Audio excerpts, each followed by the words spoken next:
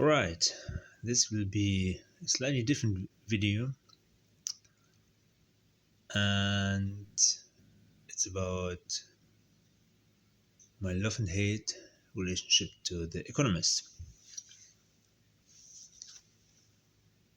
To start, it's a big pile, and it's only a small amount of Economist stuff I have left.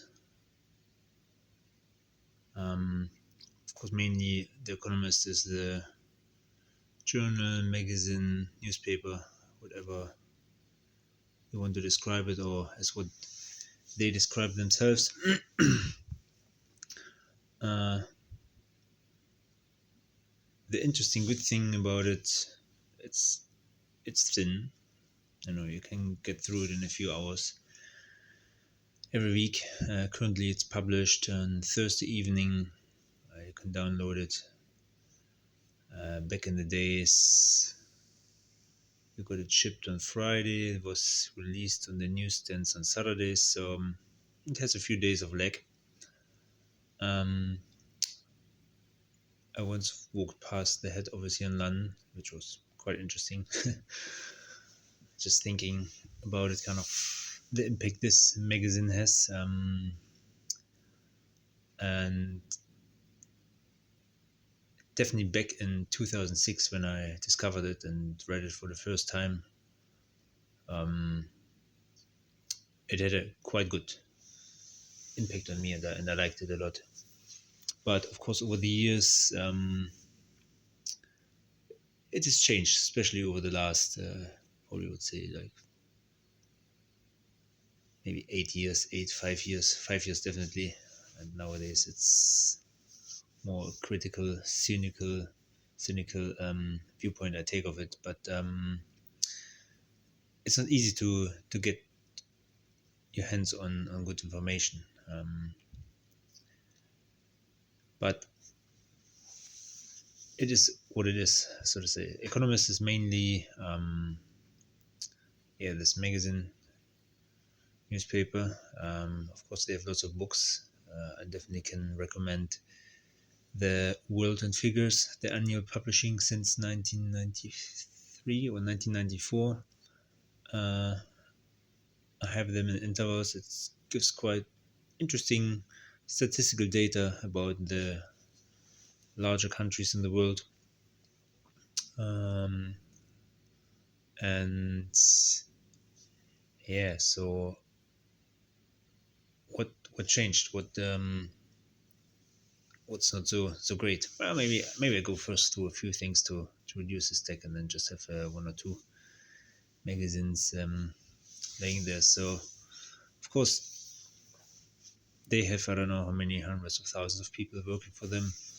I didn't have time to read the Wikipedia article about them at the moment. They have good illustrators. Sometimes there's really good covers, so I just kind of pick those out for good pictures. Cartoonish like, celebrate stuff. Make jokes about lots of politics. I just picked Johnson. Too many pictures of Trump, so I kind of ignored them.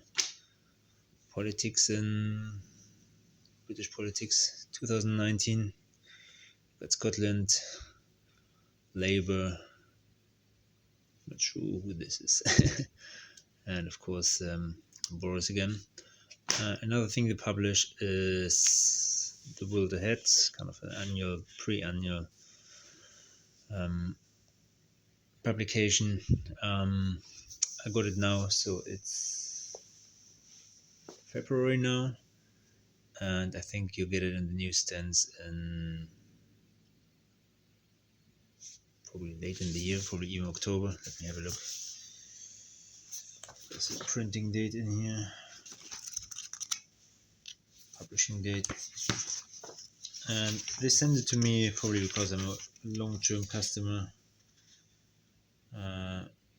Additional close date 1st November 2021. So okay, that's only 3 months old. And I mainly don't look at it. It's like, yeah, maybe you can classify it as political propaganda, like lots of China, US, Russian stuff. Actually, it would be now interesting to read what they were writing about Russia due to the ongoing issues or developing issues in the Ukraine.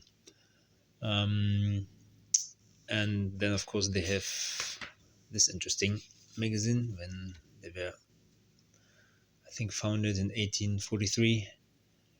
Um, there's sort of some. I'll just read the subtitle: "Stories of an Extraordinary World." Kind of reminds me a bit on the Financial Times "How to Spend It" magazine. Kind of some weird stories, and more like branded to luxury people who actually can read things like this. So this is actually one of the reasons why I couldn't, or why I didn't do the video earlier, because I couldn't find the Economist in the shop.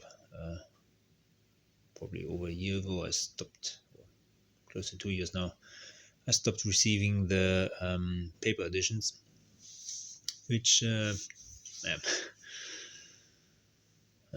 says confession, took me a while to figure out that you actually only can have one edition, and they never pointed out that, yeah, just going one way, it's a bit cheaper. But anyway, here we are.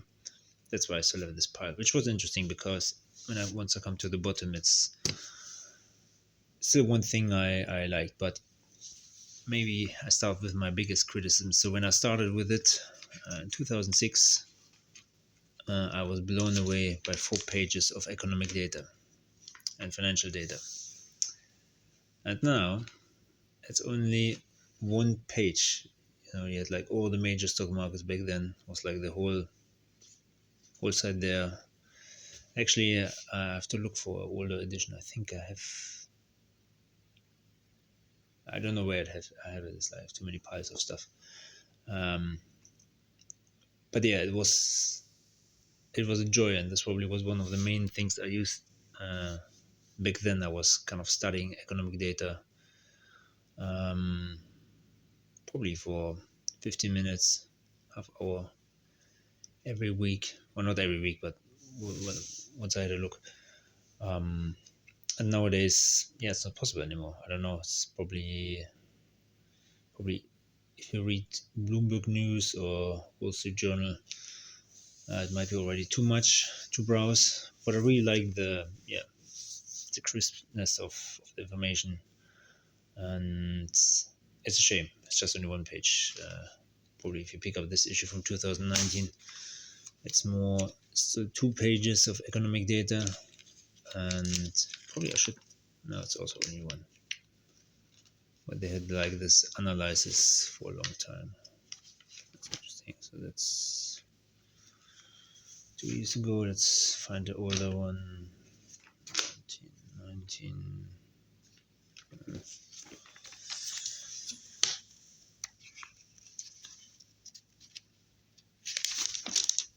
Yeah, you see, it's back in the days it was more database, but probably let me have a look in this pile. It's also 19. Yeah, so this is now from 1919, 2019. Sorry. Here's one from 2017. And economic data. Yeah, yes, 1.5 page. Well, almost 2 pages. 1.5 page. Yeah, lots of commercial at the bottom, but oh, sorry.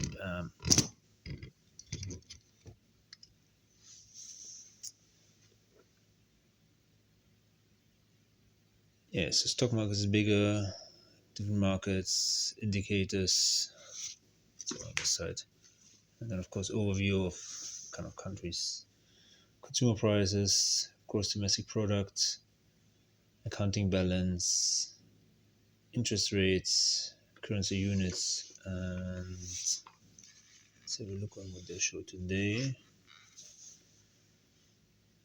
Budget, interest rates, account balance, unemployment, consumer prices. Yeah, it's also more spaced out, so Actually, this should be a video for the future to look into how they changed it, because it will be quite interesting to see what is being missed out.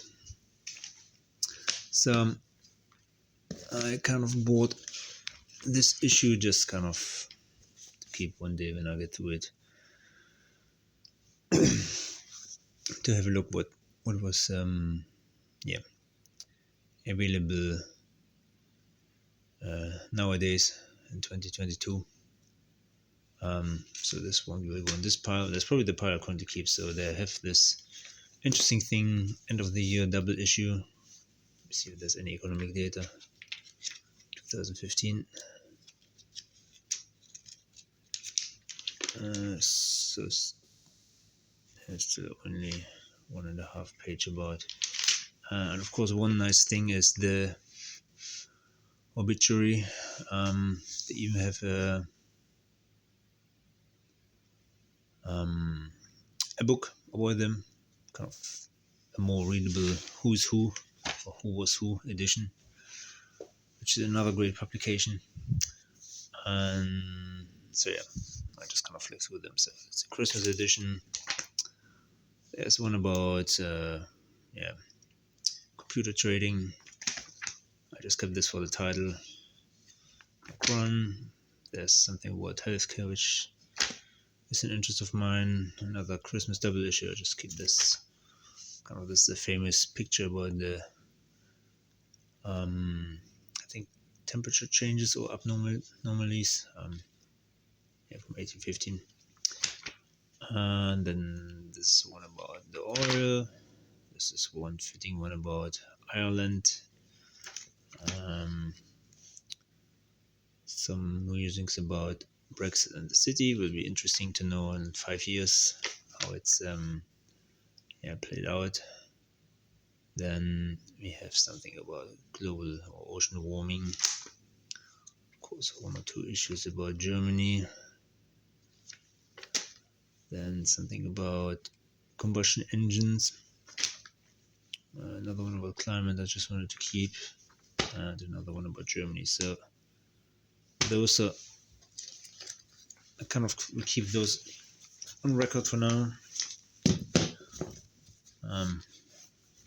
It was just interesting to see what was in them later on. That's the reason why I wanted to make this video, because I had this whole pile of stuff. So this will go all to the bin, because I just piled them up. Once in a while I left them in the train, but I'm not traveling by train anymore, so it's all gone. So, and the last pile is basically this was a nice feature on them, and it's still a nice feature. They have this special report. It was like once a month, and I think now it's more frequent, where they go through one topic. So this is, for instance, about chips. What else do we have? Something, okay, California and Texas. Return to the center. Something about China, I guess. And they've technology quarterly, which tackles normally one topic, often quite military based, because there are still lots of innovations in military. Global supply chain. This was fitting to the COVID stuff. I think those are all COVID things. Let's maybe go to an older section. So what do we have here? That's 2011, the great mismatch. About employment. What else do we have here? So 2010. So something about debt and leisure. Game to catch up. World economy. On the high is that's Britain. Is it Britain? There are also British flags. Diamond Jubilee. Okay, yeah, that's in front of the houses. Buckingham Palace. That's about energy again. Interesting. So the looked like in different markets. 2009, yeah, so it goes quite a way back. Of course, I did not read all of them. It would be interesting. It would have been very interesting to know. But for me, it was just kind of capturing what kind of knowledge sections are out there, and yeah, I'm still kind of hang on to those issues I just showed. I actually want to go one day to. I probably have to go to the British Library and read a few older editions. I think nowadays online you can go back up to into the 90s. I'm not 100% sure. I actually want to double check. Also, a few years, probably maybe 5 years or even longer ago, you could download the audio and the PDF. I think it's no longer available. They have some apps which are pretty bad. For a long time, they had this issue with slow playback rate. I think now it's up to double the speed, which is sort of alright.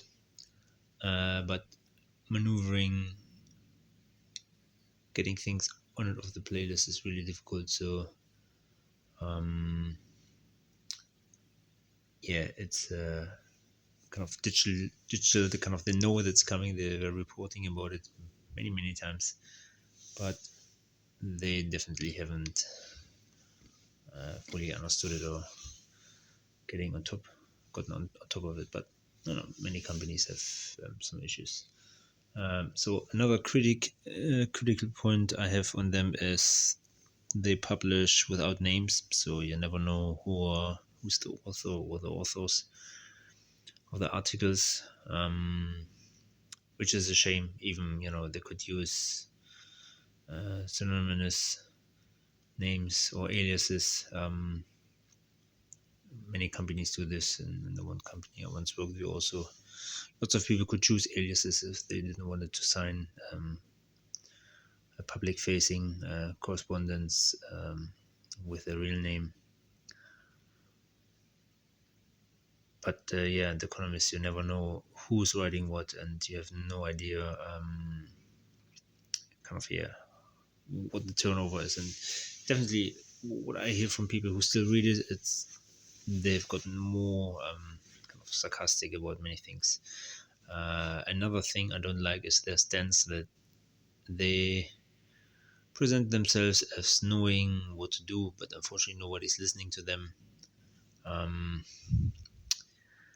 it's probably was for me all right to listen to this in the beginning, but yeah, now over the years, financial crisis, wars in the Middle East, and also the pandemic and the whole kind of they definitely lost lots of credit with me when Trump was president of America, because they went all out to defame him in many ways. Of course, kind of he gave many reasons to do this, but yeah, I think the Economist was one of the reasons why some people were in their own bubble couldn't understand that a majority of or a large part of the American population voted Trump, because yeah, of course they're not reading the Economist. Actually, it would be interesting to know their global distribution numbers, because they mainly seem to me the right UK faced and American faced for a UK and American audience. Of course, they're global people, and there's another feature which I actually quite like in it, which probably could be bigger, but it's hard to do editorial. So that's again a plus side. So they have the section letters where they kind of get roasted by their audience, which is nice, but of course it's only one page out of normally, I don't know, close to 100 pages.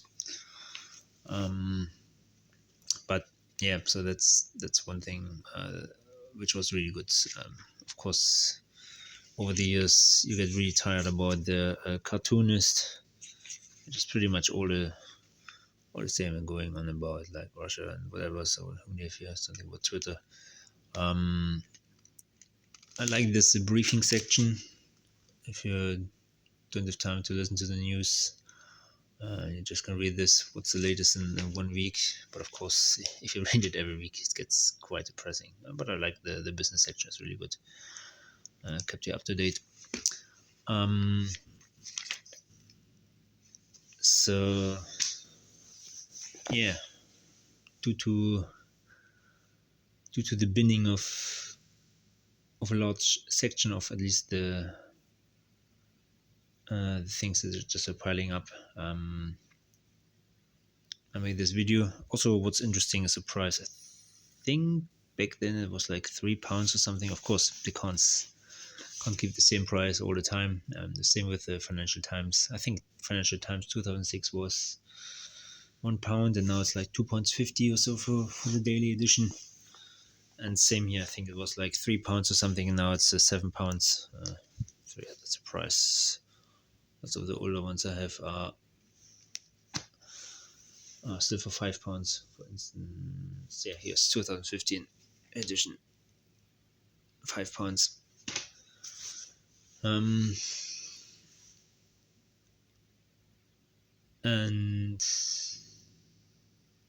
yeah, it's quite. Yeah, I flicked through the current issue. I'm just jumping a bit back and forth, but it's not a big issue. So they have also this literature review. I think I saw that Holbeck. Ah, yeah, here we go. Holbeck has new book out, so I'll check this out. Let's see what he's going on at the moment.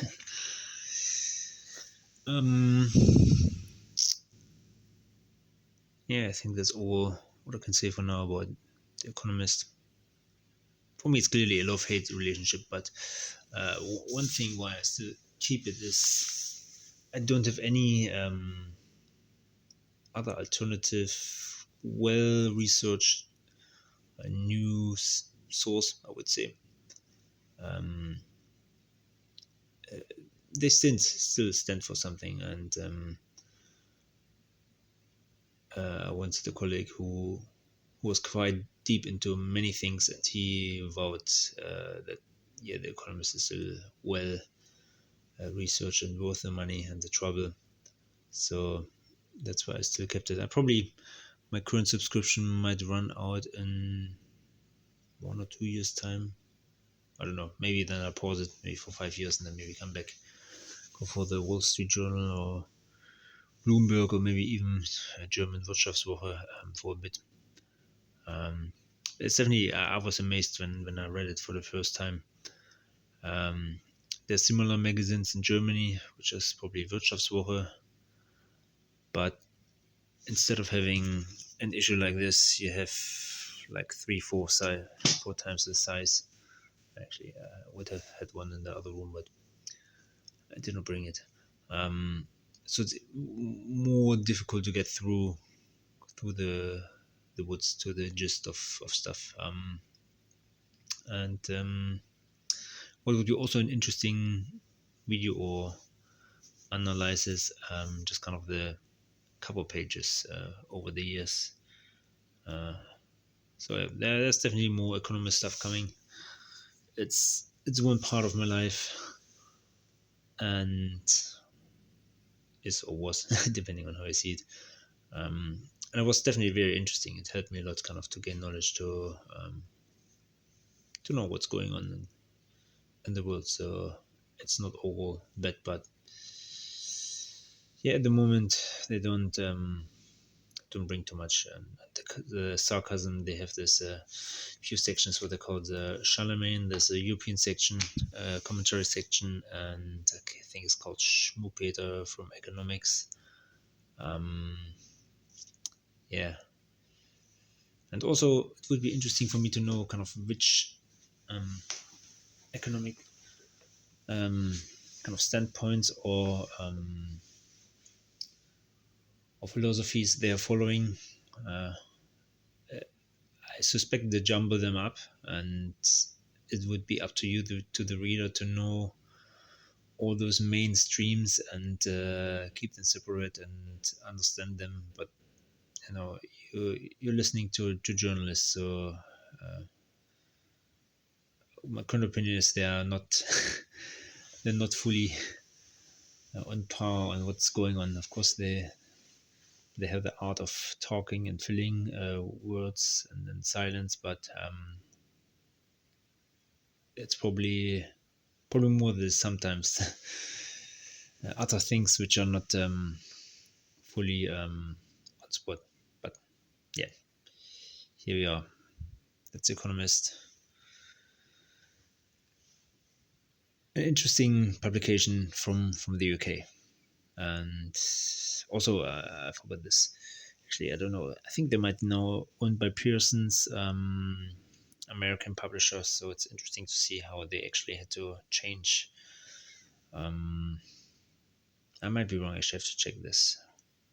Might be the Financial Times is with Pearson's. I think they're not anymore independent.